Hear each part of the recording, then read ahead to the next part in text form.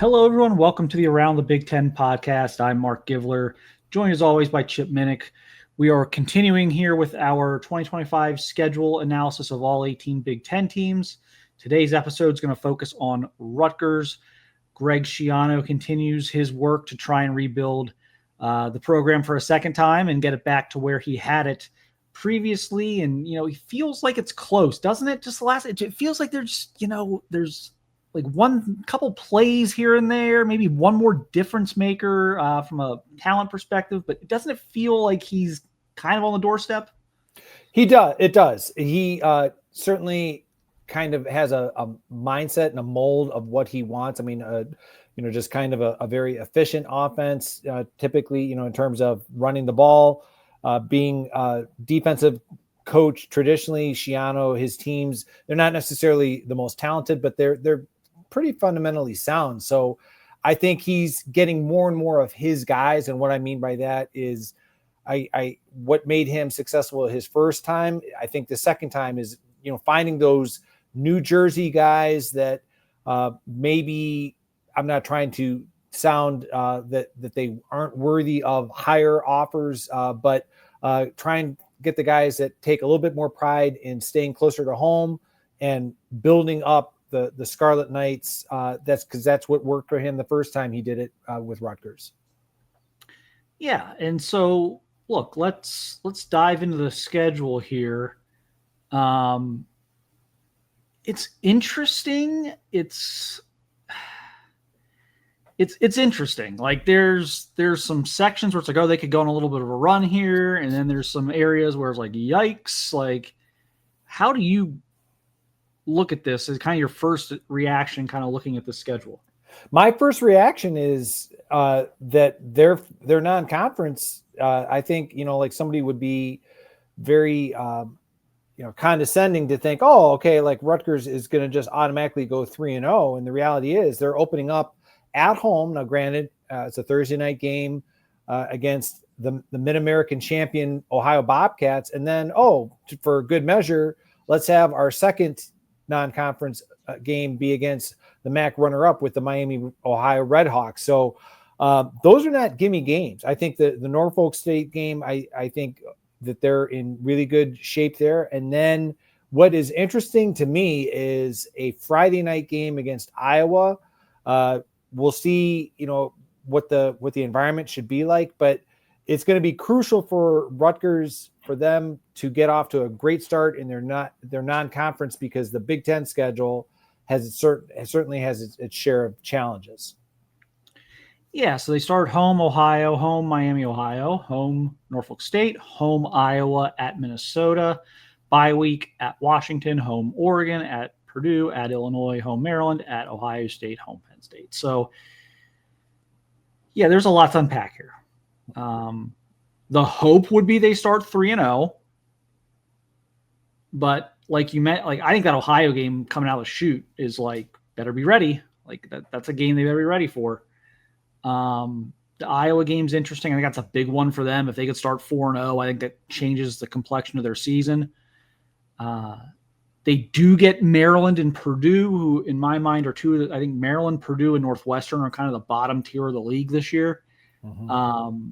So you get two of those teams, Maryland at home in November. So I like them in those games. And then it's going to come down to, can you win a game like Iowa at home, or can you steal a road game at Minnesota or at Washington? And if you're able to do like that, if you're able to steal one of those like three games I talked about, then you're pretty comfortably, I think, going to be in a bowl game at that point, which I know is not the end all be all. And I know like Rutgers fans are like, oh, the goal shouldn't just be a bowl game. I mean, I get that, but like you're talking about, playing Oregon, at Illinois, at Ohio State, and Penn State. Those are four extremely tough football games. So you're going to be underdogs in all those games. And then again, it's taking advantage of, you basically got the four really tough ones. You got four that I think aren't gimmies, but they're pretty pretty substantial. Rutgers going to be pretty substantial favorites in.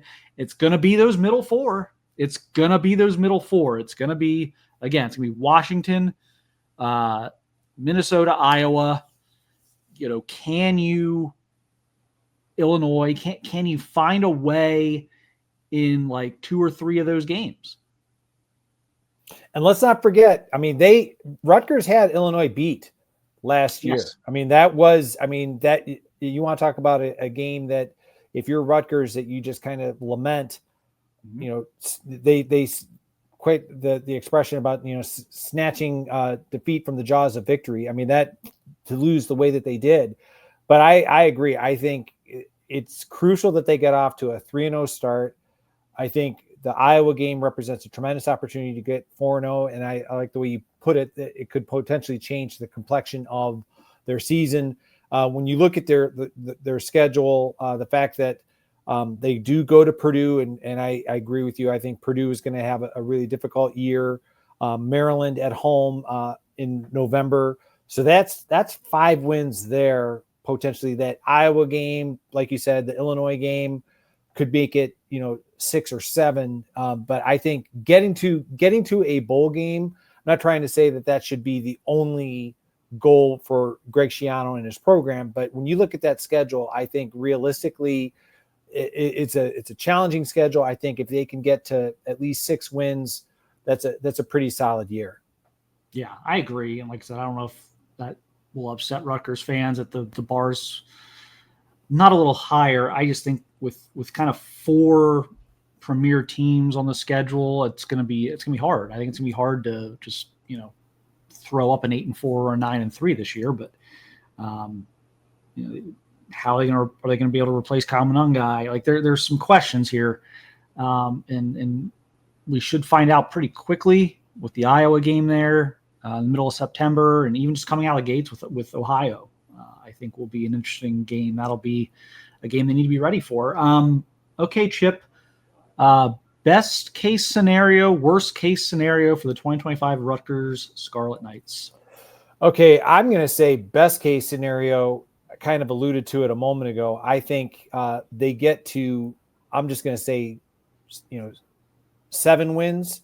And that's kind of being, with the idea that, all right, that they win their 3 non-conference games, that they beat Iowa, they beat Maryland and Northwestern, and again, like kind of Mark what you were saying, like possibly stealing a game, possibly at Minnesota, at Washington. I think 7 wins is kind of like the real high, but I'm leaning more towards the fact I'm thinking they're probably at 5 wins. I would say, like, worst case scenario, I think that they win their 3 non-conference games. They beat Maryland at home. They go on the road at Purdue. And then, I just think that, some of those games, I think the Iowa one, they might be a favorite, but it wouldn't surprise me if Iowa comes in there, takes care of business. Going on the road at Minnesota, I don't like going on the road to Washington. Like you said, some of the premier teams, Oregon, at Ohio State, Penn State at the end of the year. It's going to be a challenging year for Greg Schiano. Yeah, like the Big Ten schedules didn't do them a lot of favors. Like, yes, Maryland and Purdue, that's nice, but they're playing the 3 best teams in the conference going into the season, arguably the 4 best teams in the conference going into the season. Like when the first polls come out, I think Penn State, Ohio State, Oregon, Illinois might be the highest 4 ranked. Now, Michigan could be ahead of Illinois. That's possible. But even still, like Oregon, Penn State, Ohio State are like the consensus top 3 teams in the Big Ten going into the season. You've got all of them on your schedule, plus a road game at Illinois, plus a road game at Washington and Minnesota. Like, road games at Washington and Minnesota are tough games. There's going to be good teams on the road, good environments. Like, this is a very difficult schedule. So I'm kind of with you. I think disaster scenario. I still believe in Greg Schiano and what he's doing there. So I think like disaster scenarios like 5 and 7, like to me, that's a you flop out of the gates at OU, or you just, you win like the 5 games you're supposed to win and don't, for whatever reason, just can't come up with another one. I think 7 and 5 is probably the ceiling. Do I think 7 and 5 is more likely than 5 and 7? Probably just because I think Schiano's the type of guy who could steal the Iowa game, could steal the Minnesota or Washington game with a special teams play or some trick plays or some timely blitzes, or just he's got a knack for that type of stuff. And so I'm on the more optimistic end of my range with that. I would be surprised if they didn't make a bowl game. I think 6 wins is pretty doable. But yeah, this schedule's difficult. This is one of the more difficult schedules I think we've looked at in terms of Big Ten conference schedules. Yeah, and Schiano, I mean, he's one of these guys that he's kind of a developmental. His teams are, kind of developmental projects. And that's not a bad thing, but like some of the teams that are on this list, when we talk about Illinois, we talk about Iowa, Rutgers, I throw them in, they're in that boat where it's like, okay, we need to have the right kind of elements in terms of like the veteran players and obviously the coaching and when we play our conference opponents. To me, like, and I realize it sounds kind of like, oh, like this just kind of sounds like I'm just like making stuff up as I go. But the reality is I think there's kind of like a certain kind of elixir that every year a team, when we looked at, for example, in a previous episode, when we looked at Penn State, okay, like all the elements were there are there for Penn State in our view to have a really good year. In our humble estimation, looking at Rutgers, it's okay. The schedule is something that is not necessarily going to be, insurmountable, but it's going to be a challenge that based on the talent level and when they play these teams, I think it's just going to be a more difficult year for Greg Schiano. Yeah, they're kind of the anti-Illinois, right? As far as the schedule this year, like Illinois' got this phenomenal schedule where if the things fall right for them, they could go 10-2 and make the playoff. Whereas Rutgers is like kind of in the opposite boat of that, where they have a solid team in my mind, but like probably a 7-ish wins ceiling just because of the quality of their schedule and the timing of things. And you'd almost like to see that Norfolk State game first and have OU, Ohio U. I know OU, people are going to be like Oklahoma. Well, I live in Ohio, so OU's Ohio, but have them like week 3. But instead of kicking it off Thursday night, but it's a difficult schedule, and so I can't really go higher than 7 on my best case. But I think they're going to make a bowl game. I think they're probably more likely to go on the more optimistic end of my range than the pessimistic end of my range. But again, tough draw for Rutgers this year. We'll see how they do. I think we've got about our time here. Chip, final parting thoughts on Rutgers. I think my final thoughts are that Greg Schiano is doing a tremendous job, and if you're a Rutgers fan, stay the course, be patient, because he's done great things for you in the past. And there's no reason to believe that maybe this won't be a banner year for Rutgers, but I think Rutgers is going to be a formidable team in the Big Ten. Maybe not this year, but probably in 2026 and beyond. Yeah, I think that look, some coaches are made for certain situations. Greg Schiano and Rutgers just seem like a great marriage. I do think it's going to be obviously going to be tougher to get them to where they were the first time around because the league dynamics and everything else. But I think he's got them back on the road to being competitive.